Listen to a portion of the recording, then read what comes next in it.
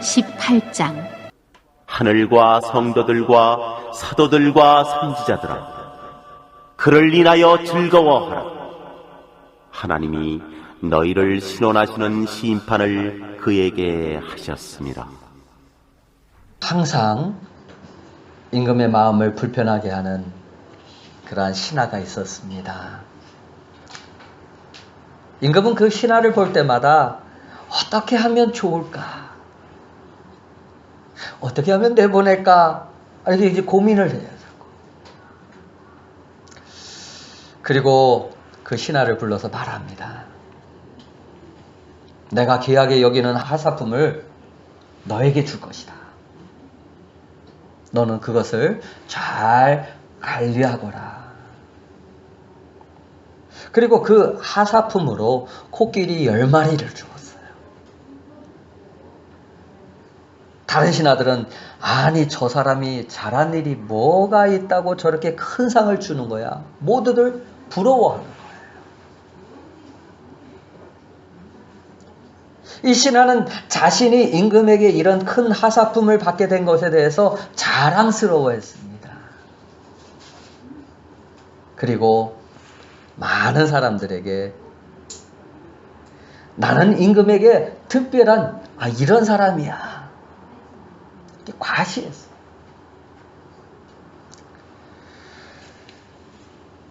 하지만 그 신하는 1년도 안 되어서 완전히 파산하고 말았어요. 임금이 내린 그 하사품이니 처분할 수도 없고 코끼리 10마리 때문에 어마어마하게 들어가는 그 비용을 감당할 수 없었기 때문에 그래요.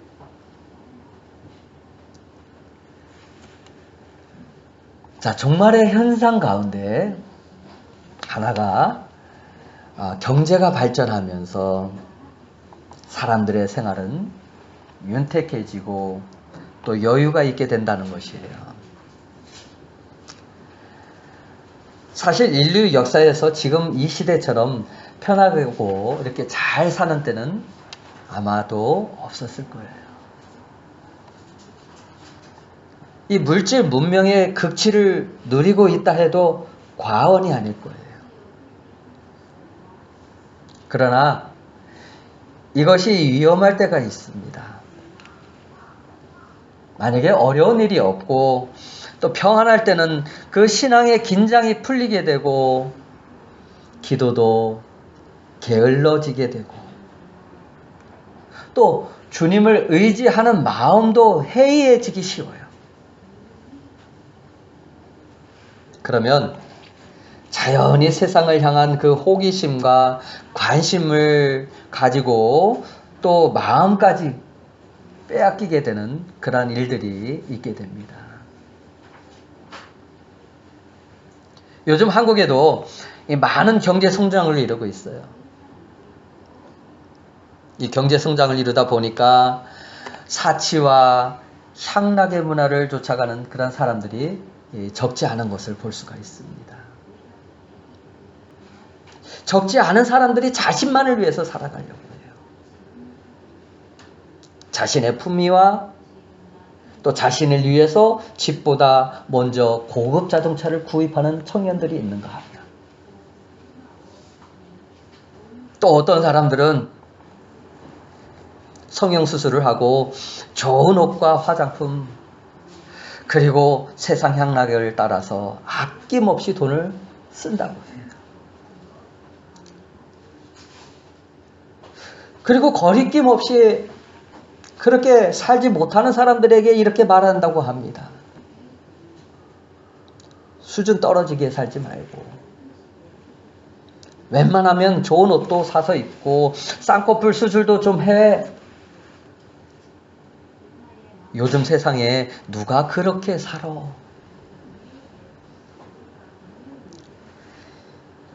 이 보이는 외모를 중요시 할 수밖에 없기 때문에 빚을 져서라도 그 가운데 외모를 가꿔야 되고 남이 사야 되기 때문에 사야 되고 결국 파산하는 그런 사람들이 적지 않다는 말을 이렇게 들은 적이 있습니다. 그러나 인생에 영원한 파산을 맞게 된다면 그것처럼 불행한 일은 없을 거예요. 우리는 지난 시간 이 바벨이라는 말과 그 뿌리에 대해서 우리가 살펴보았습니다. 하나님 없이도 살 수 있다는 그 인간의 교만과 하나님을 대적하는 그 바벨 사상은 창세기 11장에 그 바벨 탑을 쌓는 사람들에게서부터 시작이 되어져요. 이 바벨론은 모든 역사 속에 인간이 사는 곳이라면 어디든지 존재해 왔습니다. 여러분, 인간의 문제는 인간의 힘으로 해결할 수 없는 일들이 많이 있어요. 우리의 연약함을 안다면 하나님을 필요로 하는 것이 지극히 당연할 거예요. 하지만 사람들 내면에는 하나님을 필요로 하지 않는 사람들의 모습을 쉽게 볼 수 있어요. 하나님 없이도 얼마든지 살 수 있어. 난 돈만 있으면 돼. 하나님을 거스리는 그런 모든 사고방식과 노력을 상징하는 것이 바로 바벨론이에요. 요한계시록에 기록되던 당시 또 하나의 커다란 바벨론의 제국이 있었는데요. 그것이 바로 로마였습니다. 로마는 주 1세기 말에 지중해 많은 민족들을 무력으로 정복을 하게 돼요. 그리고 대제국을 건설하였습니다. 이 정복한 나라들에게 로마의 황제를 신으로 숭배하게 하고 그의 통치에 순복하게 하여서 함께 평화와 번영을 누리도록 한 거예요.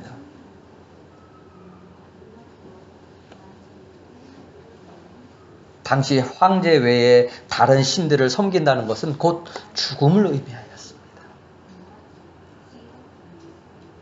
그런데 예수님만이 만왕의 왕이라고 고백하며 황제를 숭배하지 않는 그 그리스도인들은 어떻게 되겠습니까?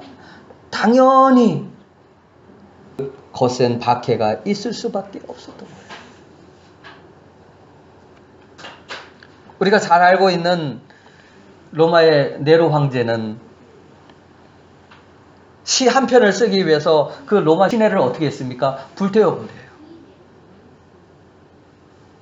그리고 그 책임을 예수 믿는 사람들에게 전가합니다.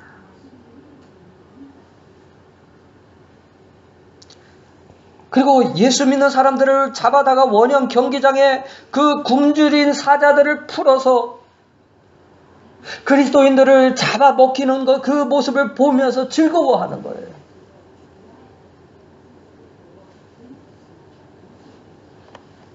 밤에는 그리스도인들을 나무에다가 매달아서 거기다가 기름을 붓고 밤새도록 그 사람들을 등불로 비치는 거예요.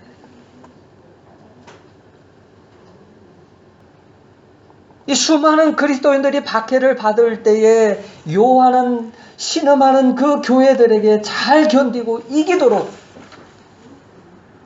그리스도 안에서 굳건히 세워지도록 권면하기 위해서 기록된 성경이 바로 요한계시록이에요.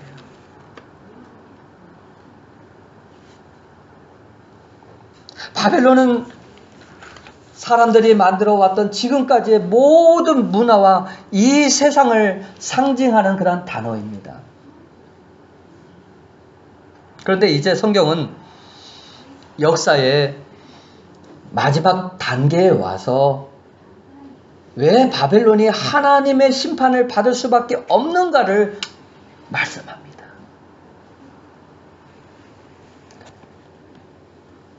그 첫째로 영적인 부패를 들 수가 있어요. 2절 말씀을 보면은 큰 성 바벨론이 무너진 원인이 나와요. 이 세상이 왜 심판이 되었느냐? 하나님 없이도 살 수 있다고 하는 사람들이 왜 심판이 되었느냐? 18장 2절을 함께 보실까요? 무너졌도다. 무너졌도다. 큰 성 바벨론이요. 귀신의 처소와 각종 더러운 영에 모이는 곳과 각종 더럽고 가증한 새에 모이는 곳이 되었도다. 즉 바벨론이 반드시 하나님의 심판 아래 무너질 것이라는 것을 지금 말씀해요. 반드시 무너질 거다. 하나님이 창조하신 그 인간들이 주님을 찬양하는 아름다운 그러한 세상이 아니라 그 세상이 오히려 귀신의 처소가 되고 더러워졌기 때문에 가증한 걸로 가득 채워졌기 때문에 한번 우리 마음을 비춰보세요.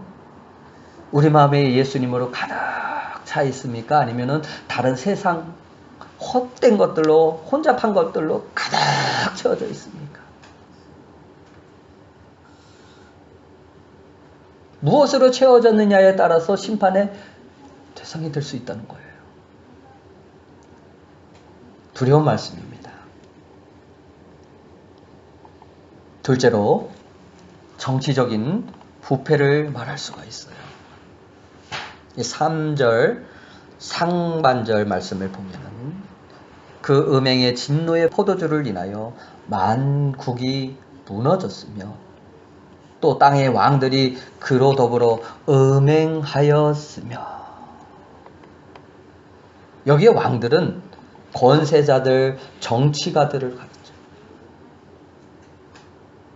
이 정치가들의 권력 남용과 그로 인해서 이 땅을 더럽히는 일을 이 바벨론과 더불어 귀신의 땅, 사단의 왕국으로 만들어졌기 때문에 그래요. 그렇다고 모든 권세자 분자들이 다 멸망당하는 그런 얘기는 아닙니다. 세 번째로 경제적인 부를 들 수가 있어요. 바벨론이 왜 이렇게 망했느냐? 경제적으로 부해졌기 때문에. 그럼 부한 사람은 다 망한다는 건가요? 그런 얘기가 아니에요. 3절 하반절에 보니까 땅의 상고들도 그 사치의 세력을 인하여 치부하였도다. 이 상고란 장사하는 사람들을 말해요.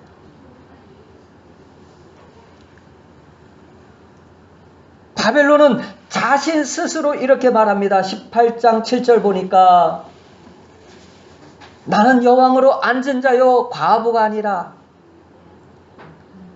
결단코 애통함을 당하지 아니하리라. 자기 스스로 자만하고 있는 거예요. 자기 스스로 나는 여왕이야. 한국 사람들 얘기하잖아요. 공주병에 걸린다. 마치 이 땅이 영원할 것이라는 것을 꿈을 가지고 있었어요. 영원할 것만 같았어요. 스스로 여왕이 돼서 세마포 옷과 자주 옷과 붉은 옷을 입고 또 보석과 진주로 꾸몄어요. 이 바벨론의 심판은 보니까 8절에 어떻게 나와 있냐면 하루 동안에. 그리고 10절과 17절을 보니까 그리고 19절을 보니까 1시간에 즉 1시간에 순식간에 이루어진다는 말씀이 있습니다. 그들이 그렇게 믿고 신뢰했던 권력과 부와 사치와 쾌락이 한순간에 아주 짧은 시간에 없어진다고 말씀하고 있는 거예요.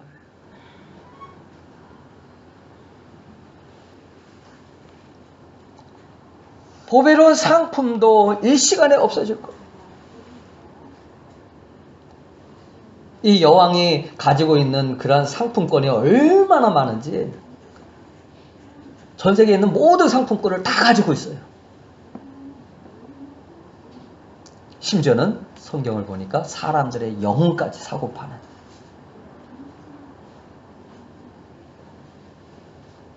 그러니까 각종 화려한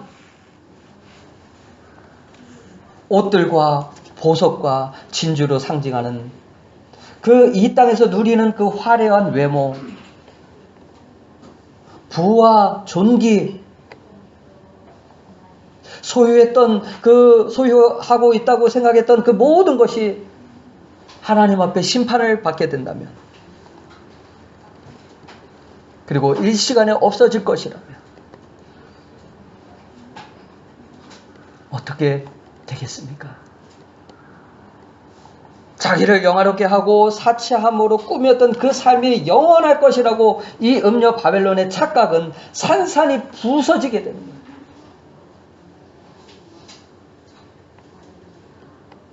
예전이나 지금이나 이 세상을 움직이는 것은 바로 권력과 돈이에요. 이 권력만 있으면, 돈만 있으면, 이것을 무기로 바벨 사상은 그 세력을 키워왔어요. 그런데 그 잔을 만국들로 마시게 한 것입니다. 마시고 미치게 하는 것. 정신이 혼란하게 하는 것.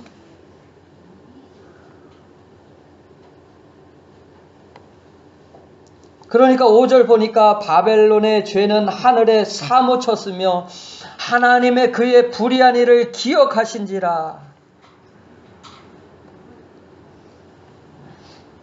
그들의 불의한 일, 즉 하늘에 사무치는 그들의 죄를 하나님이 기억하시고 심판하시는 거예요.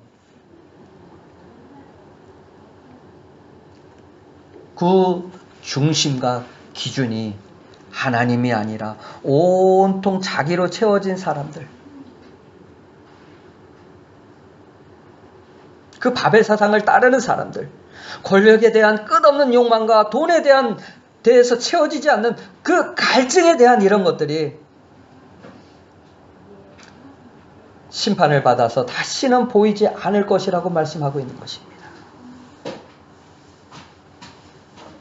더구나 세상이 만들어낸 그 문화 가운데 쾌락을 즐기는 그 풍류 소리, 세공업자들의 맷돌 소리 등등 전부가 세상에서 누릴 수 있는 그 부와 연결이 되어 있는데, 그래서 바벨론이란 이 땅에 만연된 사람들의 욕망의 문제와 긴밀한 연관을 갖고 있다는 것을 알 수가 있어요. 하나님은 하나님 나라의 백성들을 찾으셔요. 하나님은 바벨론 백성을 찾는 것이 아니에요.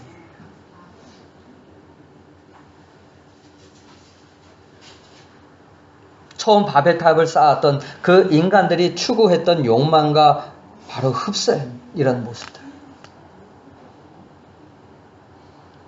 그런데 마지막 심판이 이루어지면 그 종류의 쾌락을 즐거움이 완전히 바다에 가라앉는 맷돌과 같이 다시는 떠오르지 않는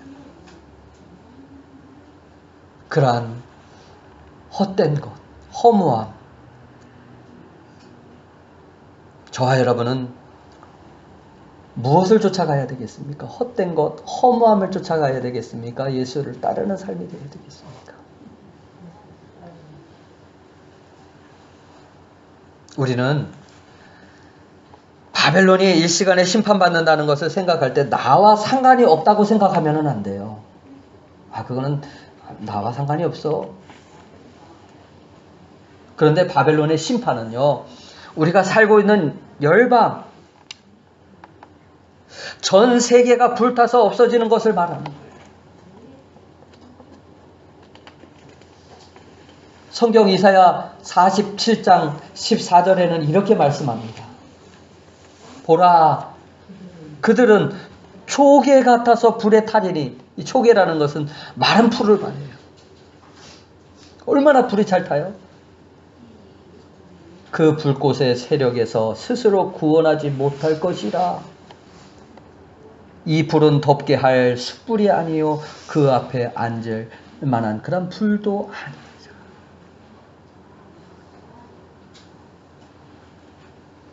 온 세상을 순식간에 불태울 수 있는 것이 무엇일까요?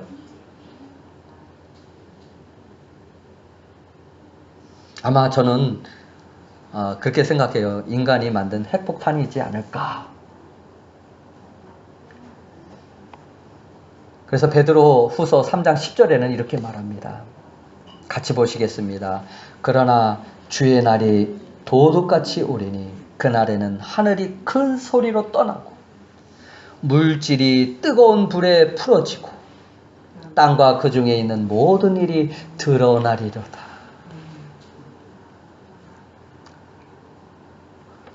꽝 하고 막 큰 소리가 나니까 갑자기 이 땅들이 막 그냥 뜨거운 불에 풀어지는 거예요. 막 땅이 녹아내려요. 순식간에. 그래서 바벨 사상을 따라서 하나님을 대적하며 하나님 없이 살아온 그 인생들이 겪을 그 고통이 어떠하겠습니까? 그러므로 하나님은 4절에 이렇게 말씀을 하십니다. 지난주에도 보았듯이 다시 한번 보시겠습니다. 시작. 내 백성아 거기서 나와 그의 죄에 참여하지 말고 그의 받을 재앙들을 받지 말라. 간절하게 말씀하고 계십니다. 사실 이 성경 본문을 가지고요, 신천지라는 그 이단에서 이것을 잘 이용해요. 그리고 바벨과 같은, 그들이 해석하는 것은 바벨과 같은 기존 교회에서 나와서 자신들에게 와야 살 수 있다고 강조를 해요. 그렇지 않아요. 이 말의 의미는 교회가 세속화되어지지 않도록, 내 자신이 바벨을 따르지 않도록, 즉 믿는 성도들이 그 죄악을 이기라는 거예요.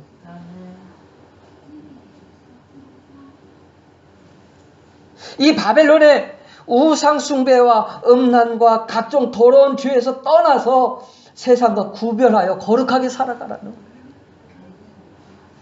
바벨 백성이 아니라 하나님의 백성으로 살아가라는 거예요. 그래야 살 수 있다는 말씀입니다.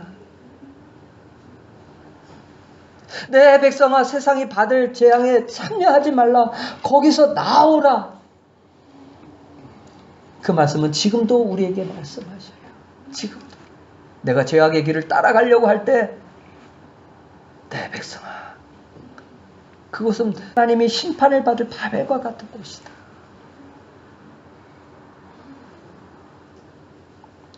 우리는 이 음성을 듣고 주님을 바라보면서 살고 있습니까? 그렇지 않다면 회개하여서 우리를 새롭게 할 수 있어야 돼요. 그리스도의 신앙의 성숙을 이룰 수 있어야 돼요.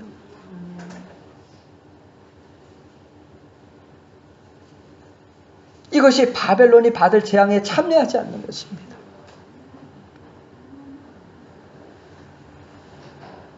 저는 이 세상이 언제 멸망할지 잘 몰라요.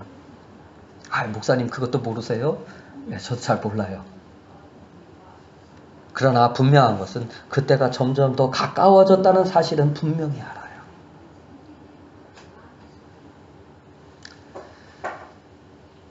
마지막 시간이 가까워진 오늘 시간의 그런 삶 속에서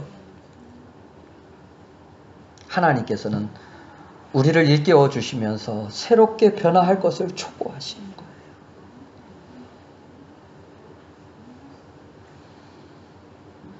그런데 계시록은 17장과 18장을 이렇게 보면은 이 바벨론에 대해서 심판하는 내용이 나오는데 그 가운데서도 이 바벨론을 음녀라고 이렇게 얘기를 해요. 음녀. 이 계시록 17장 1절에서는 많은 물 위에 앉은 큰 음녀다라고 이렇게 등장합니다. 하나님을 섬겨야 할 모든 나라, 모든 백성들에게 하나님이 아닌 다른 것을 섬기도록 만들었으니 그것이 음행이에요. 즉 성령을 따라가는 삶보다 사단을 추종하고 있는 이 세상의 더러움을 보여주는 거예요.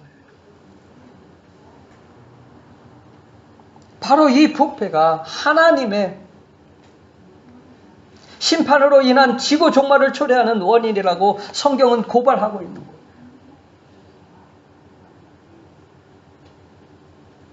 이 음녀는 다름 아닌 하나님과 어린 양의 인도하심을 받는 참 교회로부터 벗어나 타락하고 배교하는 그런 거짓 교회. 우리는 구분을 잘 못해요.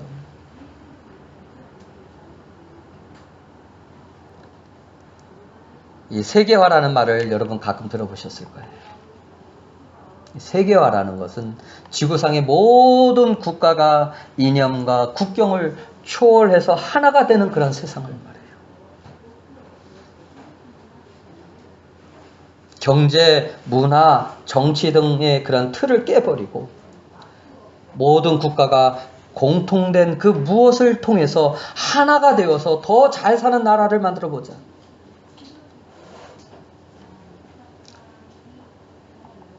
그래서 옛날에 바벨탑을 쌓던 시대와 같이 그런 흩어짐을 면해보자.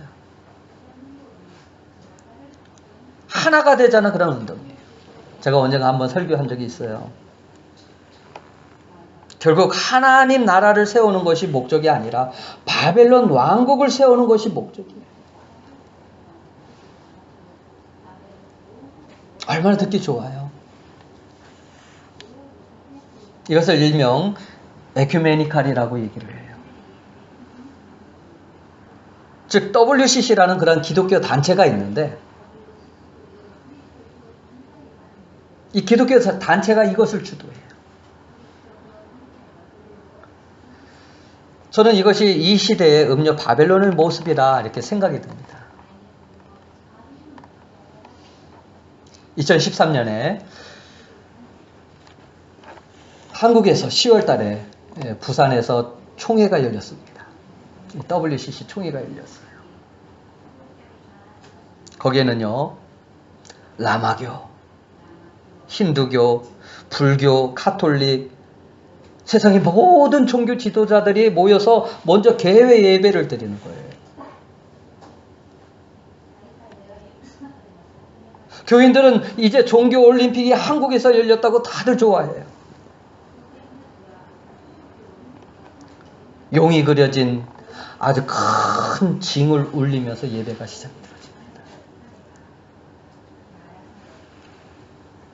성가대 찬양이 이어지고 우리나라의 종교를 소개한다면서 그 강단에서 초혼제, 그 죽은 영혼을 초청하는 그런 제사가 강단에서 행해졌어요. 그리고 라마교, 불교, 이슬람교 모든 종교가 이제는 하나라는 것을 선포합니다. 모든 종교에도 구원받을 길을 열어놓으셨다고 선포하는 거예요. 게이, 트랜지스터, 동성애자들을 인권으로 존중해야 한다고 서명을 합니다. 10년 전에 크리스찬 신문에 이런 기사가 올라와 있는데 동성애자들이 결혼 사진을 찍기 위해서 사진관에 모였습니다. 우리 결혼을 하려고 하는데 사진을 예쁘게 찍어주세요. 그런데 이 사진사는 예수 믿는 사람이라고 자기는 안 되겠다고 다른 곳에서 가서 이렇게 찍어보세요. 그래서 동성애자는 이 사람들이 인권을 무시했다고 고소하였고 법원에서는 그 사진사에게 벌금형과 함께 감옥에 들어가게 돼요. 그런 기사의 내용이었어요.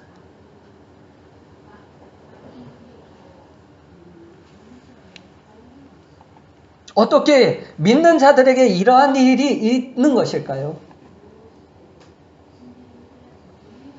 이 환상을 본 사도 요한도 역시 그 모습을 보면서 계시록 시작부터 그리고 17장에도 이렇게 얘기를 해요. 기히 여기고 크게 기히 여겨야 할 만큼 온몸에 힘을 잃고 놀라워했다. 이 음료는 바로 타락의 극치를 보여주는 것입니다. 어떤 교회는 다른 종교에도 구원받을 수 있다고 말을 해요. 시대가 변화였기 때문에 성경도 바뀌어야 된다고 얘기를 해요. 여러분도 그렇게 생각하십니까?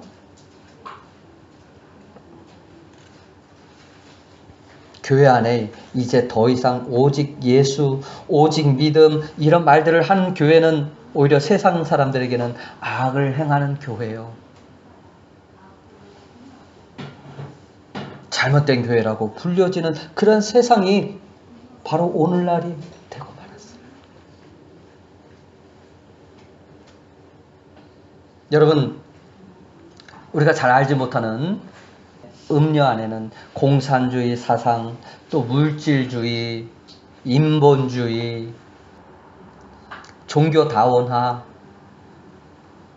모든 것이 교회 안에 들어와서 혼합된 그런 시대를 우리는 살아가고 있습니다.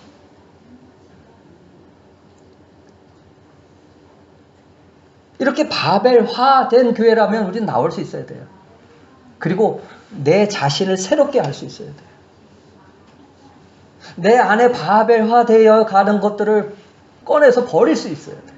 잘라낼 수 있어야 돼요. 그리고 새롭게 할 수 있어야 돼요. 이제는 하나님의 말씀이 세상에서 오히려 불법이 되는 그런 시대를 우리는 살아가고 있습니다. 이런 때 여러분의 신앙을 어떻게 지키겠습니까? 이런 사실을 모르기 때문에 성경은 비밀이라고 얘기를 하는 거예요. 바벨론 누구냐? 비밀이다.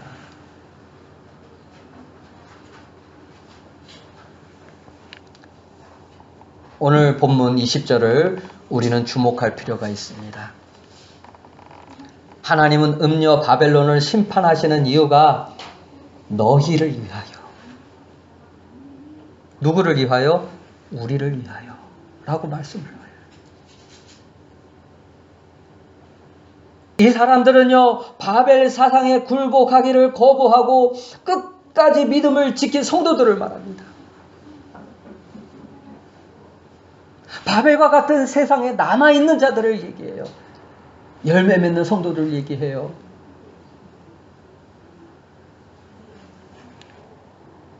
이들 가운데는 먼저 순교한 사람들도 있습니다. 지금도 신앙을 지키려는 그런 가운데 있어 성도들이 고난을 당하기도 합니다. 그런 믿음의 사람들을 위하여 하나님은 바벨론을 심판하시는 거예요.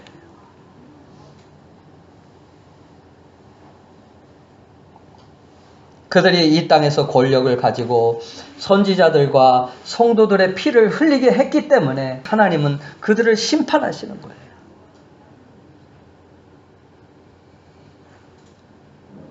그러니까 짐승에 의해서 지배받는 인간들이 만들어내는 그런 가치와 권력과 경제 구조가 성도들에게 가장 오히려 치열한 그런 싸움터가 될 수가 있습니다. 왜? 신앙을 지키기 위해서 내가 그렇게 살면 안 되겠다. 조금은 손해볼 수도 있지만 내 신앙을 위해서.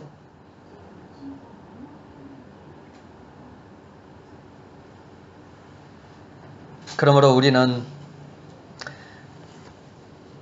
이 세상의 가치를 따르는 일을 중단할 수 있어야 합니다. 거기서 나와야 돼요. 그 죄에 참여하지 말아야 합니다. 이것이 바벨론 심판 배후에 있는 하나님의 사랑이며 교회에게 주시는 음성이에요.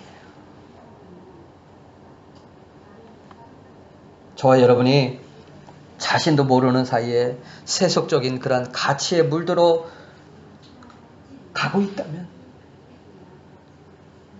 여러분 스스로가 변질되지 않도록 기도할 수 있어야 돼요. 그리고 이겨나갈 수 있어야 돼요. 이 하나님의 계명과 예수의 믿음을 지킨 자들이 하나님의 복을 받습니다. 그리고 자신의 신앙을 죄와 타협하지 않으려고 결단하는 그런 모습이 바로 우리에게도 있어야 돼요.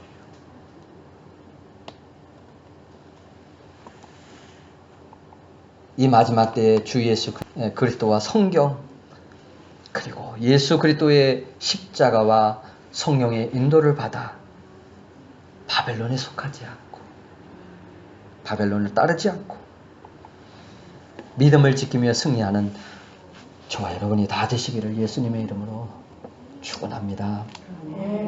우리 함께 같이 기도하시겠습니다. 주여, 우리가 바벨론에 속하지 않고 하나님을 온전히 따르며 신앙을 지키며 좋은 열매를 맺는 새롭게 된 성도들이 되어지게 하여 주시옵소서. 우리 함께 같이 다 같이 기도하시겠습니다. 하나님 아버지,